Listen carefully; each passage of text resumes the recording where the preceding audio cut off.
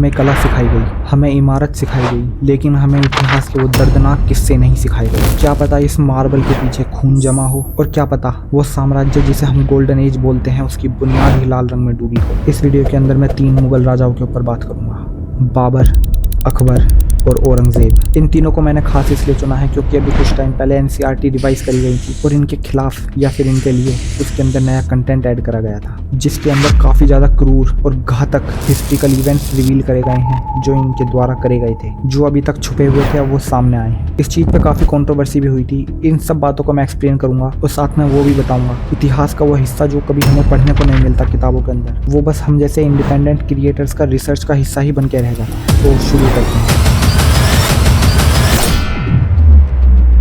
बाबर सिर्फ एक राजकुमार नहीं था, वो एक भागा हुआ, हारा हुआ और टूटा हुआ इंसान था, और इन सारी चीज़ों ने उसके अंदर एक गुस्सा पैदा कर दिया था जो हिंदुस्तान पर भारी पड़ता है जब उसकी लड़ाई होती है राणा संगा से। उससे पहले मैं आपको थोड़ी सी बैक हिस्ट्री बता देता हूँ। ये कहानी है 1501 की। उज़्बेकिस्तान के अंदर 2 शहर हैं, फरगाना और समरकंद। बाबर इन दोनों शहरों पे कई बार तो कब्जा करता है और कई बार हार जाता है। फिर फाइनली 1501 के अंदर शाबानी खान आता है और बाबर को वहाँ से धक्के मार के बाहर निकाल देता है। अब बाबर के पास कोई जगह नहीं बची थी। बाबर अपनी एंसेस्ट्रल प्रॉपर्टी, अपना किंगडम फरगाना को हार चुका था और वहाँ से बेइज्जत होकर उसे जाना पड़ा। फिर बाबर 1504 के अंदर काबुल पर कब्जा करता है और वहाँ पे बेस बनाता है इंडिया की तरफ। अब 1504 के बीच में और 1527 के बीच में बाबर कई बार छोटी मोटी कोशिशें करता है लेकिन वो सफल नहीं होती। फिर 1526 के अंदर बाबर को बड़ी कामयाबी मिलती है जब वो इब्राहिम लोदी के खिलाफ एक बड़ी जंग जीतता है। फिर उसका मुकाबला होता है राणा संगा से 1527 के अंदर। अब यही जंग है जिसका जिक्र अब एनसीईआरटी के अंदर आया है। जब बाबर बैटल ऑफ खानवा जीतता है और राणा संगा को हरा देता है, तब बाबर उन मरे हुए लाशों को एक साइड करता है और उनके सर कटे हुए धड़ से वो उनको एक तरफ करता है और अपने सोल्जर्स को ऑर्डर देता है एक टावर बनाने का जिसका नाम था कल्ला मीनार, द टावर ऑफ स्कल्स। और ये खानवा की बैटल में ही नहीं, ये बाद में चंदेरी और भी कई जो बैटल्स होती हैं उनमें वो ऐसा ही प्रयोग करता है। और कई बार जब वो कई जगह पे रेड्स करता और उन्हें लोगों पे ज्यादा गुस्सा आता तो जो प्रिजनर्स ऑफ वॉर होते उनको जिंदा जला देता, उनकी खाल उतरवा लेता और घोड़े से बांध के उन्हें घसीटवाता। और ये सारी जानकारी छुपी हुई किताबों में मिलती है पर स्कूल की किताबों में नहीं। और जब वो किसी जगह को जीत लेते, जो जवान लड़के होते उनको तो सोल्जर्स बना दिए जाते या फिर स्लेव्स बना दिए जाते, और जो उनकी औरतें और लड़कियां होती उनको एक इनाम की तरह देखा जाता और कमांडर्स के बीच में उन्हें बांट दिया जाता। जितना बड़ा कमांडर होता उसे उतनी ज़्यादा लड़कियां मिलती। अभी तक हमें अकबर के गोल्डन एक्ट ही बताए गए थे जिसके अंदर उसने जजिया हटाया था, दिल्ली लाही नया रिलीजन लेकर आए थे, रिलीजन ऑफ इनटॉलरेंस, नए सिक्के चलाए थे। ये सब चीज़ें थी, लेकिन अब खूनी कहानी सुनी। हल्दी घाटी युद्ध के बाद जो पीड़ित राजपूत फैमिलीज बची थी उनको मार काट करके वहाँ से भगा दिया गया और जो हिंदू मंदिर थे उनको तोड़ दिया गया और जो बचे कुछ थे उन पर बहुत ज़्यादा टैक्स लगाए गए और कई सौ राजपूत जो प्रिजनर्स थे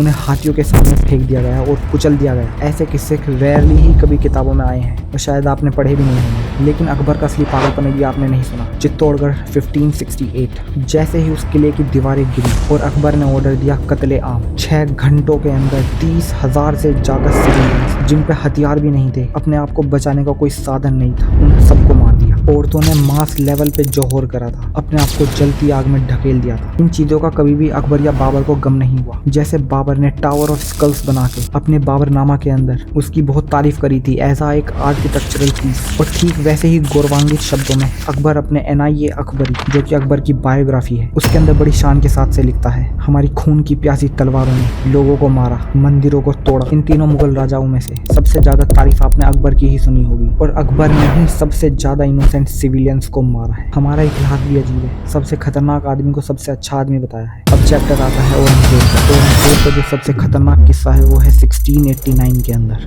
बैटल ऑफ संगमेश्वर, जिसके अंदर औरंगजेब ने संभाजी मराठा को कैद करके 40 दिन तक टॉर्चर करा और फिर अंत में उनका सर काट दिया, यहाँ तक कि उनकी आंखें और जीभ तक निकाल ली थी और बचे हुए धड़ को पब्लिक डिस्प्ले पर रख दिया था। और अब एनसीईआरटी के अंदर इसके बारे में खुलकर जिक्र करा गया है, जबकि पहले बातें छुपी हुई थी। और सबसे ज्यादा मंदिर तोड़े गए थे औरंगजेब के राज के अंदर। काशी विश्वनाथ, मथुरा केशव दियो, सोमनाथ को निशाना बनाया गया और कई सौ मंदिरों को निशाना बनाया गया। उन पे टैक्स लगाया गया या फिर उन्हें सील कर दिया गया। यहाँ तक कि 9वें सिख गुरु तेग बहादुर, उनको पब्लिकली टॉर्चर करा गया तो उनका सर काट दिया। और सिखों के इतिहास में इस हिस्से को सबसे ज्यादा डार्क माना जाता है। ये इतिहास के वो हिस्से थे जिनको एडजस्ट करा गया, जिनको मिनिमाइज करा गया, जिनको नज़रअंदाज करा गया, लेकिन खुल के कभी भी नहीं लिखा गया। शायद आगे ये और खुल के आए। आप कमेंट बॉक्स में लिख के बताओ, क्या ये सही में बायस्ड रिवीजन है या फिर एक ऐसा करेक्शन है जो बहुत टाइम से पेंडिंग था।